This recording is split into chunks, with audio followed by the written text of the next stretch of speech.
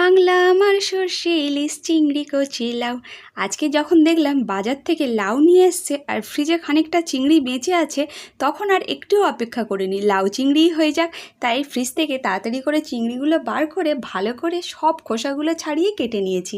আর এদিকে লাউগুলোও ছোট ছোট করে টুকরো করে কেটে নিয়েছি আর সঙ্গে একটা আলুও দিয়েছি। এবার কড়াইয়ের মধ্যে বেশ খানিকটা গোটা জিরে ফোড়ন দিয়ে আর সঙ্গে একটা শুকনো লঙ্কা ফোড়ন দিয়ে দিয়েছি। একটু নাড়াচাড়া করে একটা বেশ বড় সাইজের পেঁয়াজ দিয়ে দিয়েছি। পেঁয়াজটা ভাজা ভাজা হয়ে গেলে চিংড়ি মাছটা ওর মধ্যে দিয়ে দিয়েছি, দিয়ে হলুদ লবণ আর একটু লঙ্কা গুঁড়ো দিয়ে ভালো করে ভেজে নিয়েছি।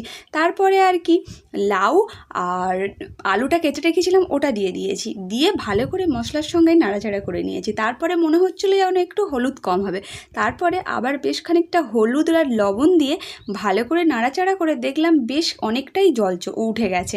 তারপরে ঢাকা দিয়ে দিয়েছি। ঢাকা দিয়ে জলটা যখন মানে অনেকটাই মরে এসছে, বেশ খানিকটা জিরে আমি একসঙ্গে জিরে আর ধনে একসঙ্গে বেটে রেখেছিলাম, ওই বাটা মশলাটা দিয়ে দিয়েছি।